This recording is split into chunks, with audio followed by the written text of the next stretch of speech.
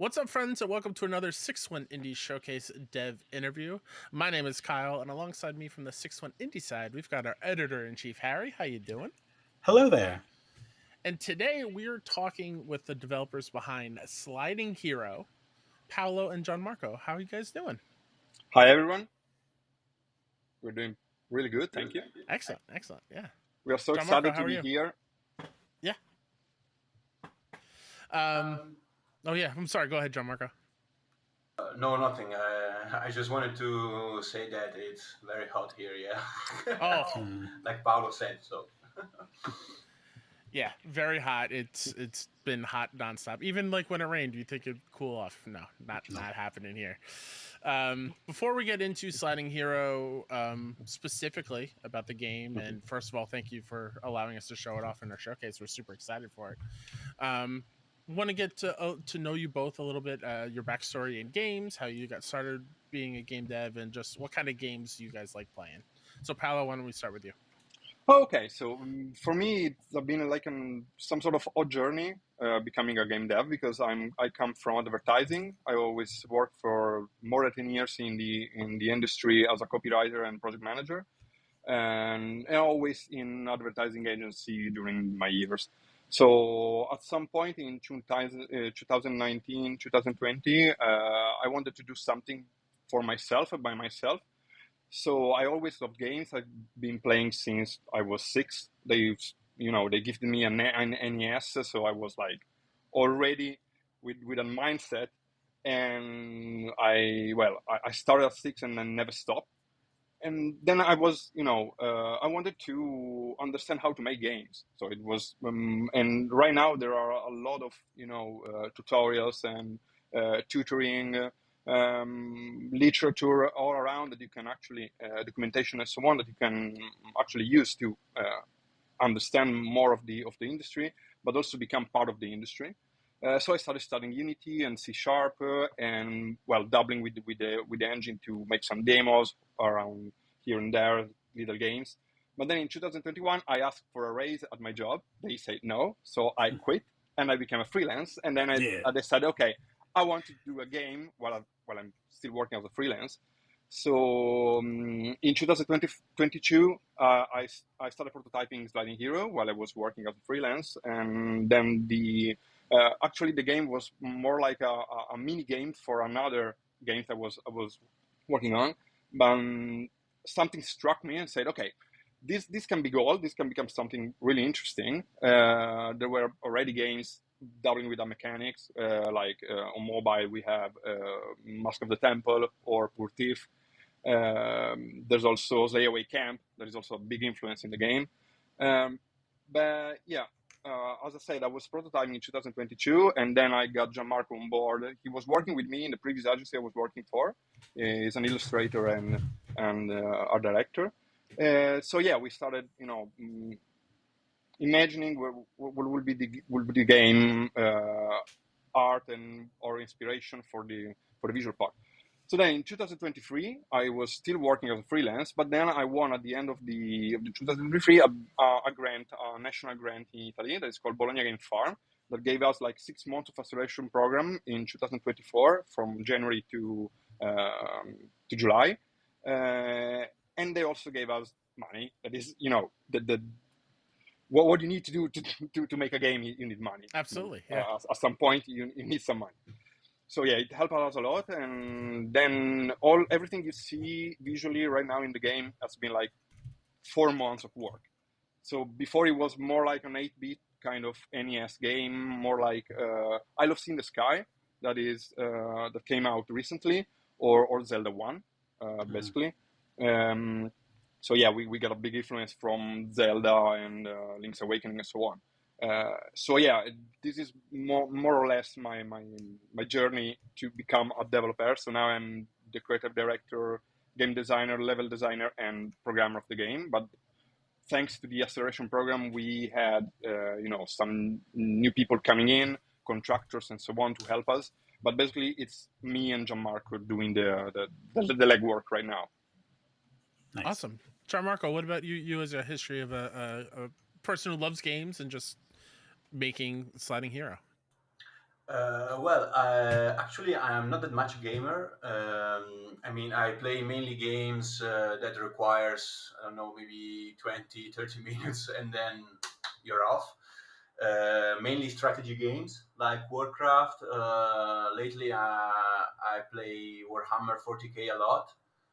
Strategy games like Dawn of War and nothing. Basically, I was an illustrator in the same agency that Paolo mentioned, and I'm still work there actually. But in my free time, I work with him to develop this game, and that's it basically. My influences are from comes mainly from comics, but during this 7 years career in illustration, I also developed painting skills and vector illustrations. Anyway, some basically whatever illustration style I see, I can copy that, and and nothing. That's it basically. Yeah. Awesome. Um, what made you and your team go to this unique, like 1700s Venetian inspired style? That is a really interesting question. I will start and then I will leave the word to Gianmarco. So basically, we think it's a fascinating part of our history, the Serenissima. Everyone knows about it. Everyone knows about Venezia, but they don't know about the history that is behind it, how it became what it is. So in one way or another, it's never really explored in our media. Well, we don't want to be historically accurate, but we wanted to, plant that seed in the mind of the player. Okay, now I want to know more about this stuff. Why it's so intriguing? Why it's so mysterious? Where does this come from? So it was a period in the 70s, in the 18th century. It was more like was a period of conflict. It was a period of the Serenissima was in decline so much that it dissolved at the end of the 18th century. But it was also a time of art and philosophy. There were a lot of painters at the time in Venice, particularly, and that inspired us. And then Gianmarco will tell you about them. So yeah, it was more like okay, we are Italians. We know about Rome. Everyone is talking about Rome. We talk about the Romans and so on. So we wanted to do a different kind of point of view on our country and what it can offer. And the carnival in Venice is not just some sort of festival or anything like that. It's more like it became a cultural phenomenon that so much that it became a theater, part of the Italian theater. It's Commedia dell'arte is based on all the masks that you know, like Harlequin or Pulcinella, Colombina, and so on. They all came from the Commedia dell'arte, and yeah, that let's say that this is the ground from which our work came from. And now I will leave the word to Gianmarco to explain a bit more about the art style. Well, actually, Paolo said a lot, so I'll add just a few things. That the idea to go for a Venetian background was came from Paolo. We thought it could be fit perfectly in a pixel art game, and so I started searching some painters just as a background. Okay, maybe for palettes, colors, the way of viewing, the city, every scenery, etc. So I started with the works of looking for the works of Tiziano, Bellotto, Tintoretto, Bellini, and we took inspiration from them, but for their way to see, for their dreamy way to see their time. Okay, and we started from there, and we had fun actually adding whatever came up to our mind that we thought we could add that could fit perfectly our scenario. Okay, so we added many different ideas. We wanted to create something that was visually eye-catching and comic style UI. We thought that this could be very helpful, and also following the stream of the current trend. Okay, Plus, we really loved Hades UI and illustration. We took great inspiration from them. We thought that that was a very modern and pop way to reach the viewer, to reach the player. And so we took a lot of inspiration from them, adding our colors, of course my sign, my personal style, and nothing. We hope it's gonna be interesting. Nice. Shifting a little bit from the inspiration of the visuals to the inspiration of the gameplay. Since the game is called Sliding Hero, there's a lot of sliding, especially in like one direction. How did you guys come up with this like simple idea to make it into a whole complex scenario? Well, I believe the simple, immediately understandable mechanics are a staple for good and engaging games, because you are not bullshitting the player. So you're saying, okay, this is the main rule of the game, this is it, and then you can build on top of that. So you can add more stuff, more specific mechanics, more niche mechanics in a way, helping building a more different and in a way challenging world. And let's say that there was the main inspiration for this kind of mechanic was from the infamous Pokemon escapes that everyone is always citing when seeing the game. They have like some sort of PTSD from that kind of puzzles. And but I think that that kind of strict movement comes with a lot of good stuff for the game. So each room becomes some sort of tiny maze. So you have to understand, okay, where can I go from here? Which kind of X or Y axis I can access right now? What will bring me there, and so on. And so, yeah, we have this simple mechanic, but then we add more stuff on it. Like we have a weapon system in the game that is basically our main core puzzle mechanics. There are 7 kind of equipment, each with a role in the game. So you have hammers to push away enemies.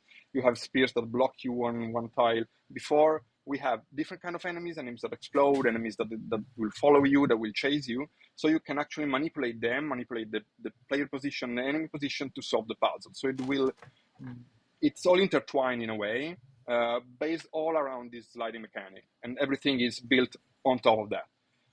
We didn't want to, separate mechanics and have different kind of,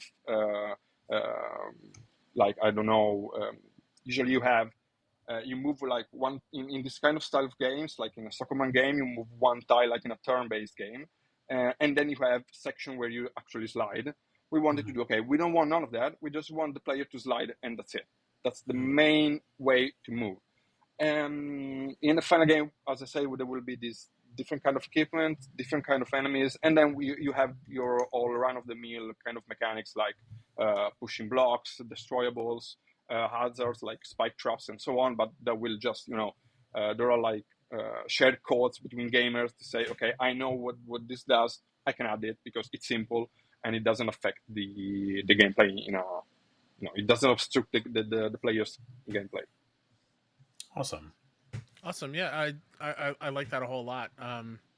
Especially after recently playing a similar game with a ranger, kind of like tile by tile instead of just sliding the whole way. I'm excited to check this one out and see if my brain can handle that kind of gameplay mechanic. Looking over the Steam page for Sliding Hero, there's not much revealed about the story of what we're this hero's journey that we're going on. Is there anything that you can tell us about it? I know you briefly touched upon its based around where you are in the world a little bit, some of the background. So feel free to say whatever you want, as little or as much as you can. Okay, so well, I can't say much because we are playing, as I said before, we play our cards close to our chests because mostly the story has a lot of unexpected twists and turns that we don't want to spoil, and they need to be experienced in the game. But what we can say is already being said in a way. So it's let's say that we will follow the journey of Luca to escape the villa, but we will also follow his journey into the past. So we will actually understand more about the player, about the main character, the protagonist. And what also we can say is that all the characters inside the game, all the NPC and bosses, and all the characters the player will have to interact with are all connected to each other in a way, but we can't spoil too much about that.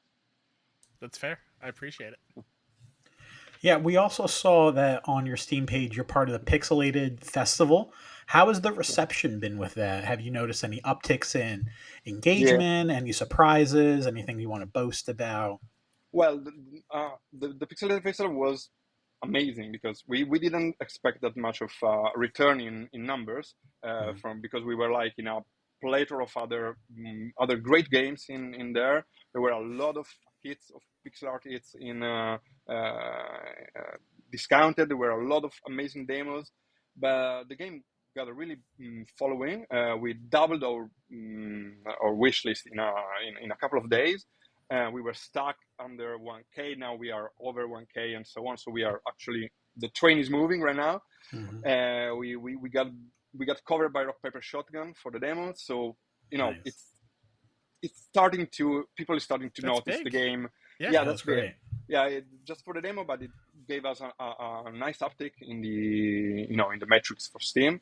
So yeah, it was really great because a lot of skeptical people try the game. They said, "Oh, I don't know if I can play a game where you always lied all the time. I hate the mechanics." They really enjoyed it.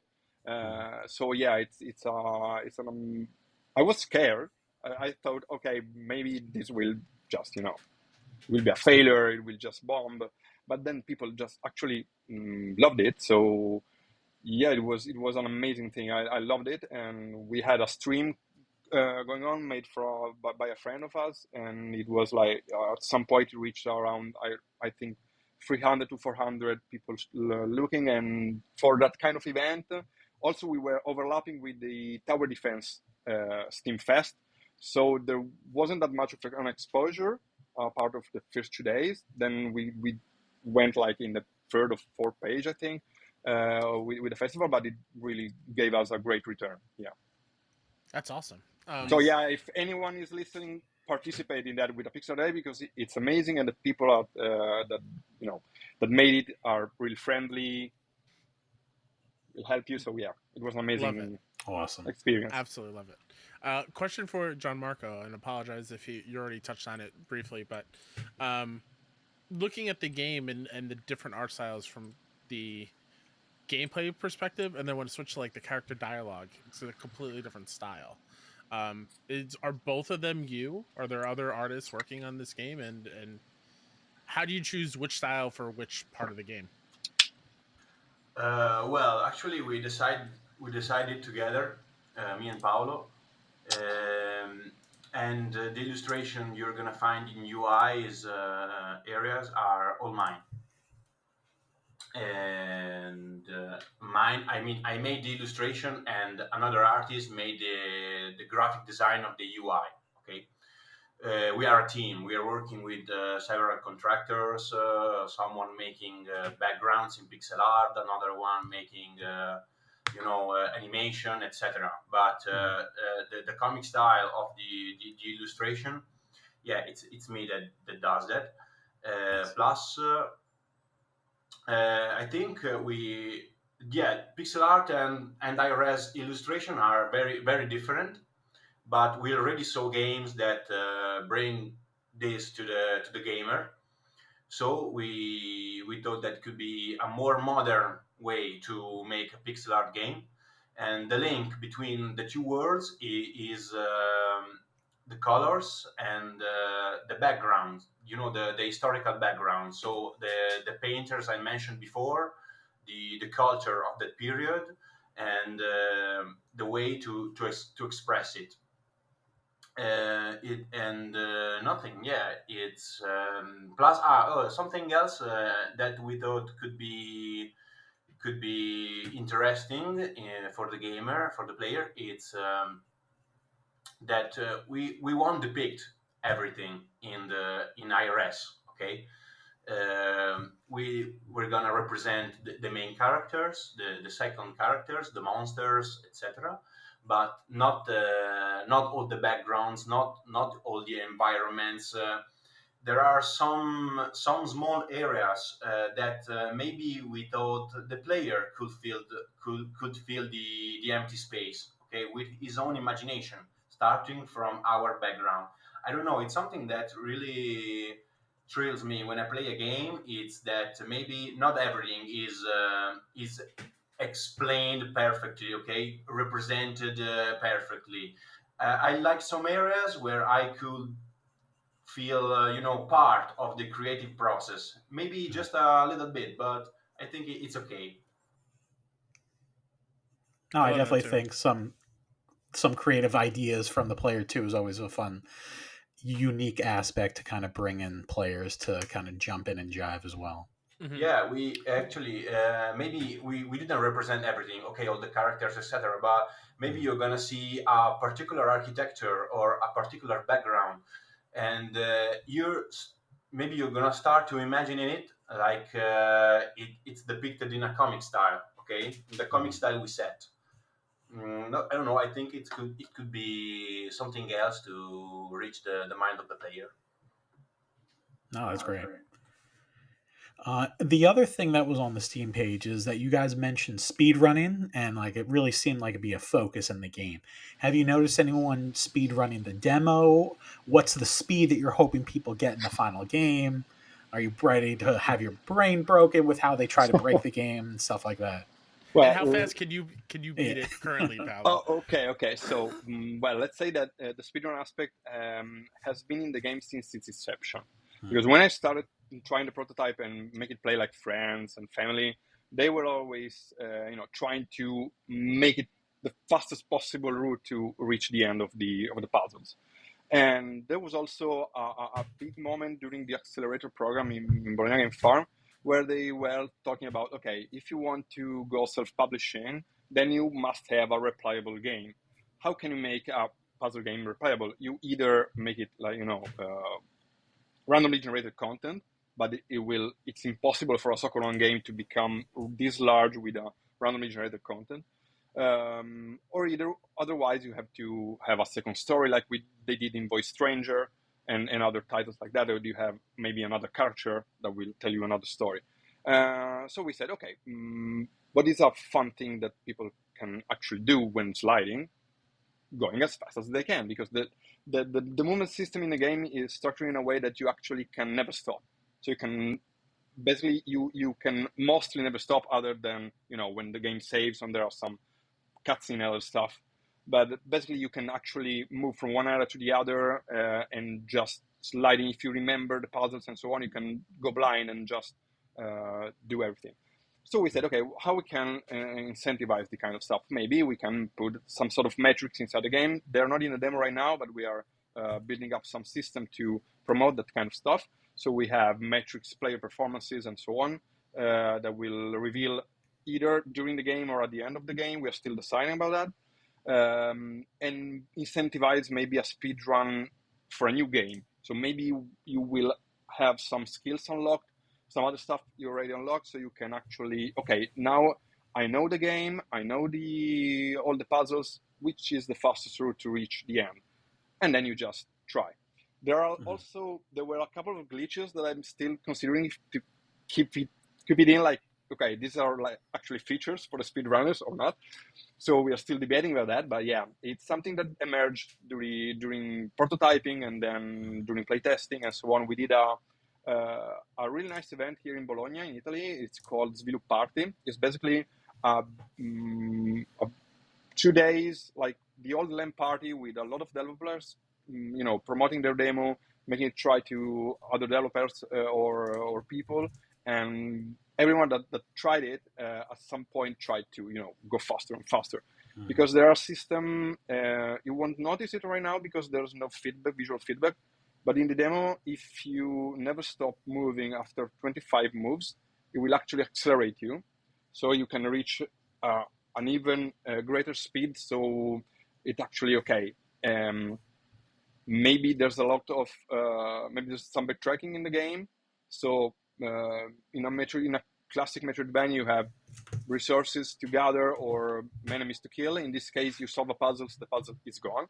So we did have to introduce something that, okay, now I can do this part faster, so I can go back, but it's not tedious or anything. I can just improve myself and improve, my my way to play the game. I love that. I can't wait to see this game like on a Games Done Quick marathon. Yeah. Sometime in the future. That'd be super cool. Before we wrap up and we say our goodbyes, I ask this question to all our devs so we sit down for our interview, and I will preface this by saying there is no right or wrong answer. So don't feel pressure to answer it in a perfect way. But what does being indie mean to you as a developer? Well, that is a tough question, and you put it, perfectly by saying there's no right or wrong answer.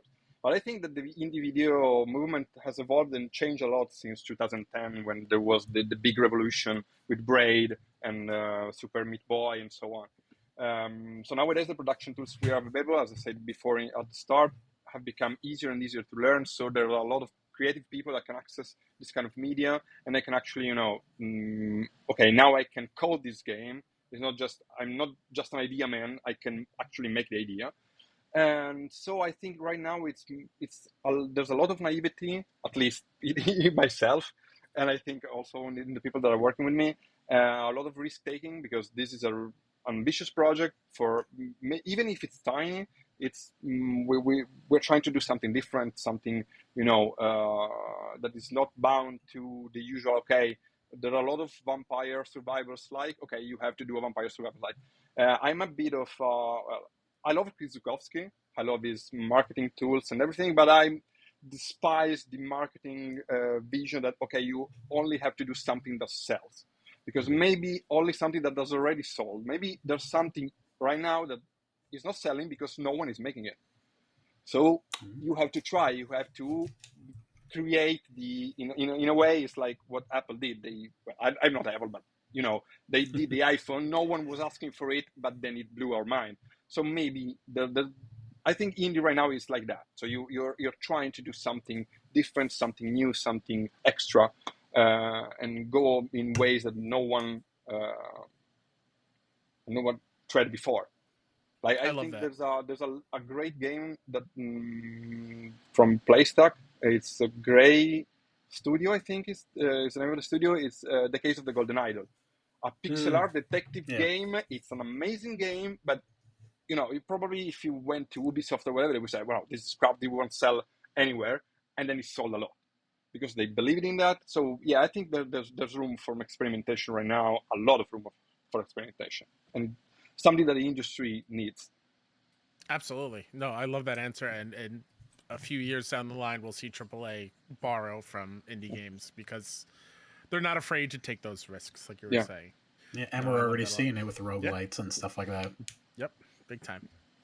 Yeah. Well, Paolo, Gianmarco, thank you so much for joining us, and once again for allowing us to show off Sliding Hero. We appreciate it in our showcase. If people want to find out more information on the game and any updates, where can they find it, and where can they expect to play the game? Well, the game is available right now with a demo on Steam. We also have an X account and a Discord channel that you can find on the Steam page. And the game is set to release, we believe, around Q1 or Q2 of 2025. We are still debating the day because we are going self-publishing, where we are also looking for a publisher. So I think we will unveil the date of release around the end of the year. We will, Awesome. have a bit more of a vision on where we are going. Sure, absolutely. Yeah, Awesome. yeah. No, that's great. Thank you all for watching, and make sure you follow these guys, wishlist the game, play the demo, and check out all the other dev interviews we have, as well as the showcase itself. If you haven't watched it, what are you doing? Go over to our YouTube channel, go check it out, or sixoneindie.com, either way. And we love you all. Stay safe, and remember, play more indies. Talk to you soon. Bye. Thanks a lot. Bye.